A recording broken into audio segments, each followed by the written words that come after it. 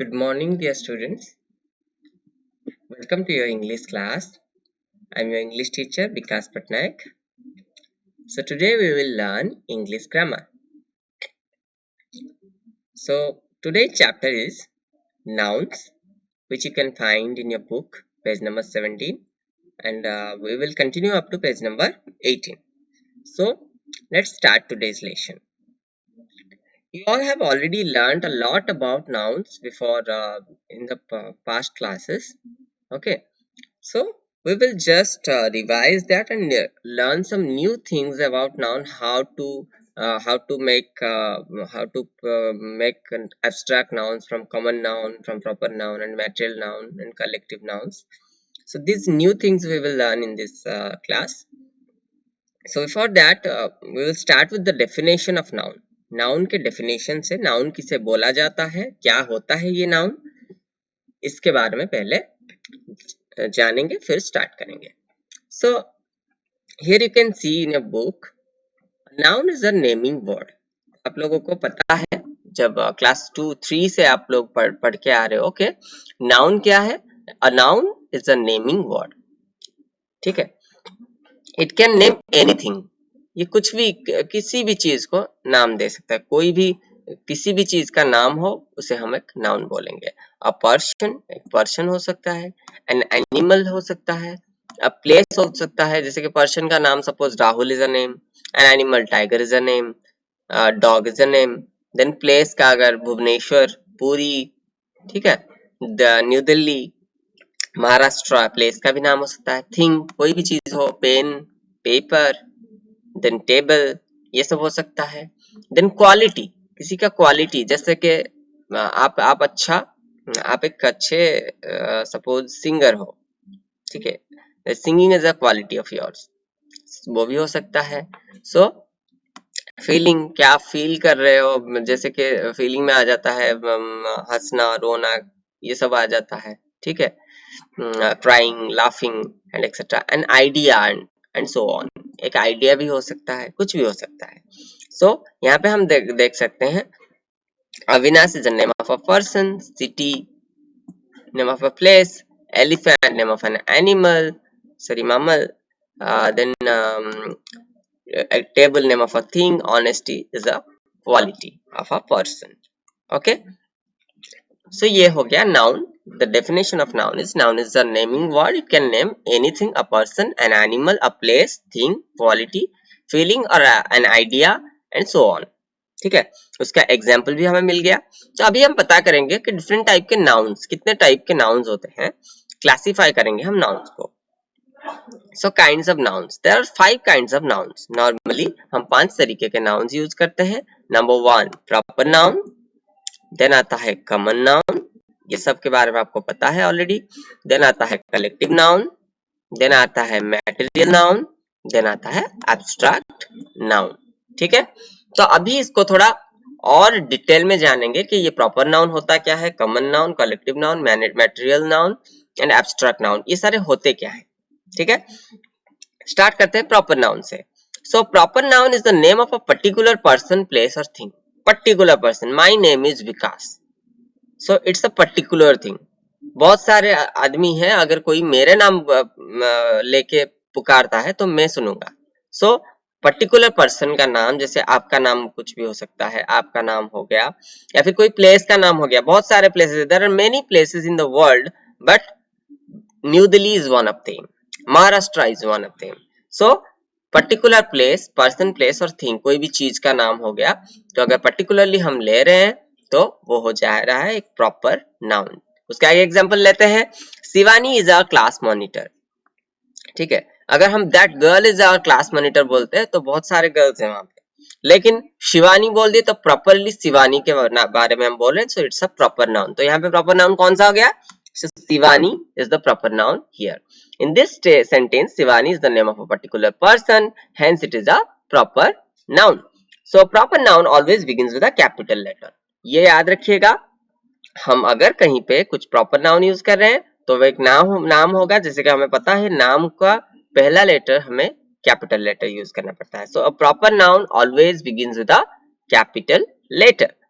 ठीक है, देन आते हैं कॉमन नाउन में। तो कॉमन नाउन को क्या होता है? Common noun are words denoting person और things of the same kind और class are called common noun. तो क्या होता है ये? वर्ड्स डिनोटिंग पर्सन और थिंग, कोई पर्सन हो सकता है या फिर थिंग हो सकता है, ऑफ द सेम काइंड और क्लास, सेम एक तरीके के अगर बहुत सारे हैं, जैसे कि हमारे क्लासेस में अगर एक एक नाम पकड़ पकड़ के हम देखेंगे तो अलग अलग बच्चों का अलग अलग नाम निकलेगा। अगर हम बॉयज बोल देंगे, एक साथ बॉयज बोल देंगे, ऑल द बॉयज, तो इसका मतलब है क्लास में जितने सारे बॉयज हैं उनको हम बोल रहे हैं। सो वहां पे बॉय जो वर्ड हम यूज किए that is a common noun. वैसे गर्ल्स में भी बहुत सारे गर्ल्स हैं, अगर एक एक का नाम लेके पकड़े तो वो बहुत सारे हो जाएंगे, लेकिन गर्ल्स बोल देंगे तो सारे गर्ल्स को वहां पे डिनोट करेगा, तो वहां पे गर्ल हो गया एक कॉमन नाउन।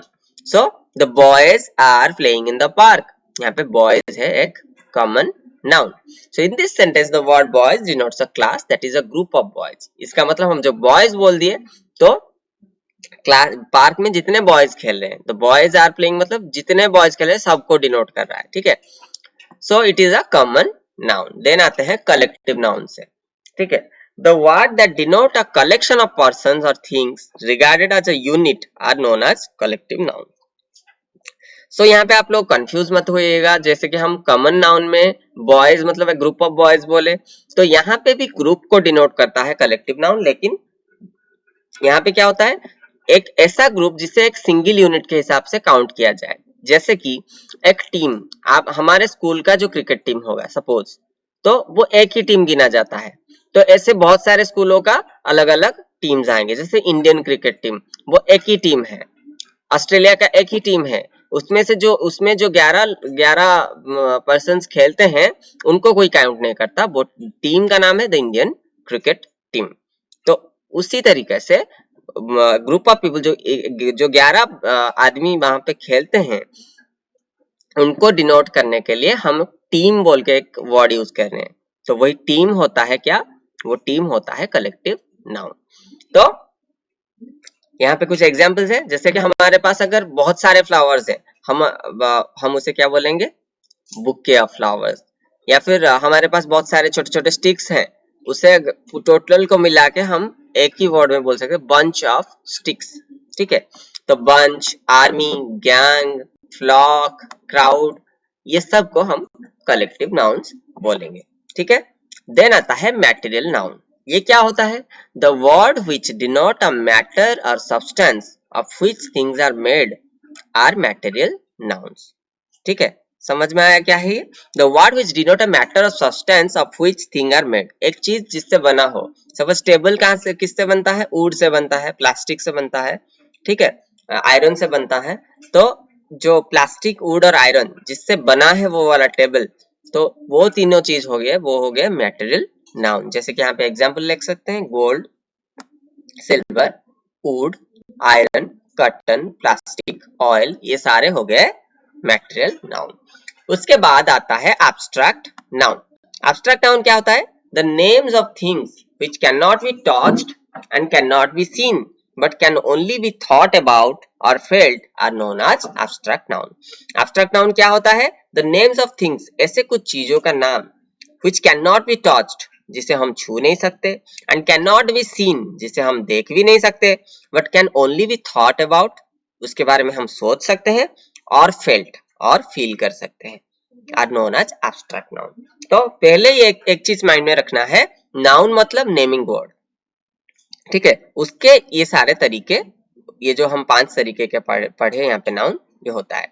सो विजडम, ज्ञान, इसे हम ना देख सकते हैं ना छू सकते हैं, इसे हम इसके बारे में सोच सकते हैं या फिर इसे फील कर सकते हैं। ब्यूटी, किसी का सुंदरता को हम छू नहीं सकते, देख नहीं सकते, उसे हम फील कर सकते हैं। ऑनेस्टी, कॉरेज, ट्रूथ, ब्रेवरी, एंगर, कोई गुस्सा है, गुस्सा को निकाल लेंगे, अगर हम छू सकते तो निकाल लेते, लेकिन हम उसे देख भी नहीं सकते गुस्सा क्या होता है, हम उसका एक्सप्रेशन देख सकते हैं लेकिन गुस्सा को नहीं देख सकते, गुस्सा को फील कर सकते हैं, ठीक है। We can think about that, okay.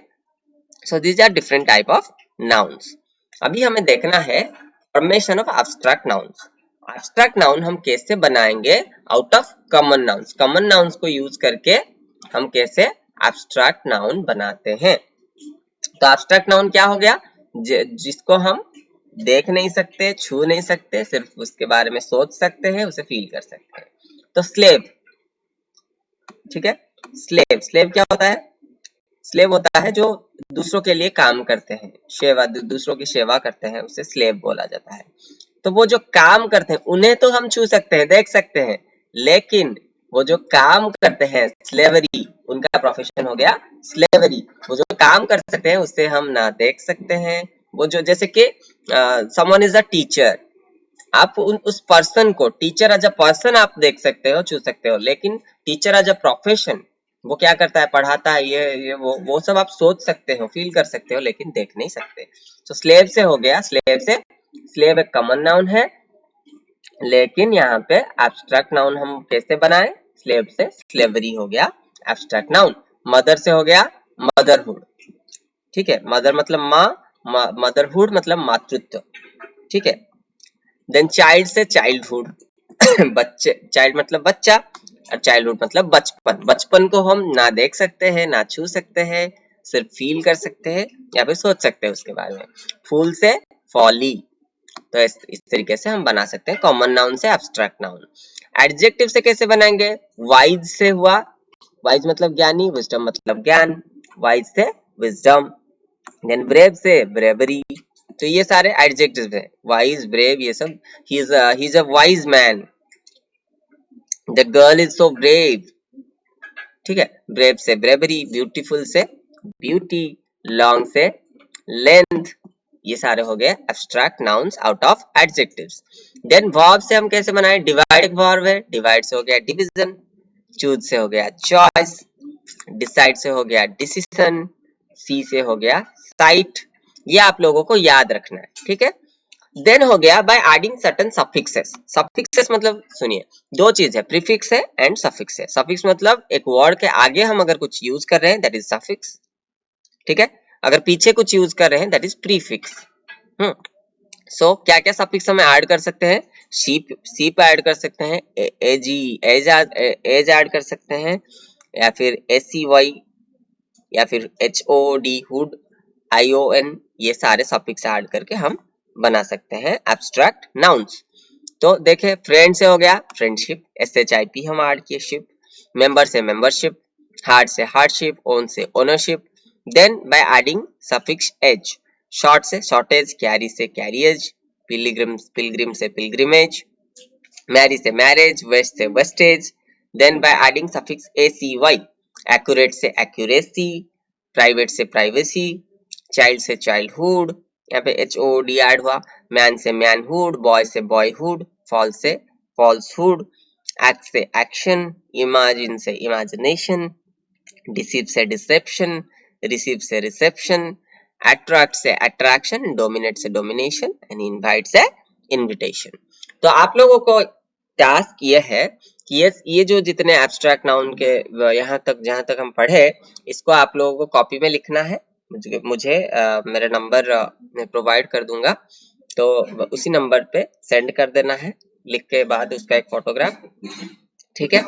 और इस सब को याद रखना है। नेक्स्ट जो क्लास होगा हमारा, पहले इसका मैं एक छोटा सा टेस्ट लूंगा, फिर हम आगे पढ़ेंगे, ठीक है बच्चों। Thank you so much.